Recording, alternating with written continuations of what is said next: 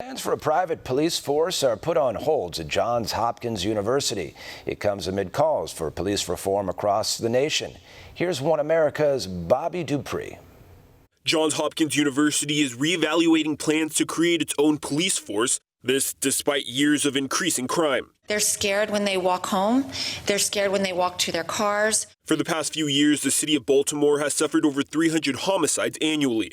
I talk to our employees, I talk to our patients, and I must tell you, overwhelmingly, what we hear loud and clear is they are worried about their safety. Despite this, the school now says it's imposing a 2-year delay in creating that police force, claiming it will benefit from the, quote, national reevaluation of policing in society after the death of George Floyd. Plans for the private police force had been opposed by some students and staff who claim it wouldn't increase safety and would put people of color at risk. Shut it down! Shut it down! Sergeant Brown and Michael Brown! Shut it down! In May of last year, university students and local residents occupied Garland Hall for a week, demanding the school cancel those plans for a private police force. The sit-in escalated when student protesters chained themselves to stairwells. We are going to stay here until we get negotiations with the administration, and what we are calling for is still the no private police. Students also locked doors shut, forcing the school to close its main office building and posing a number of serious health and safety issues. When that demonstration turns dangerous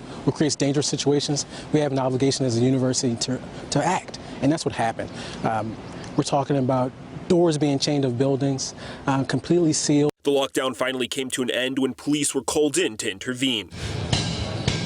The university's decision to stop the planning of a private police force comes despite support within the community. Dr. Daniels went to the streets and talked to African Americans in communities surrounding Hopkins, and they are supportive of this bill.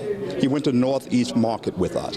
People are supportive of this bill. Meanwhile, Democrat State Senator Jill Carter is reportedly looking into a bill that, if passed by the General Assembly, would permanently prevent Johns Hopkins from creating that police force. Bobby Dupree, One America News.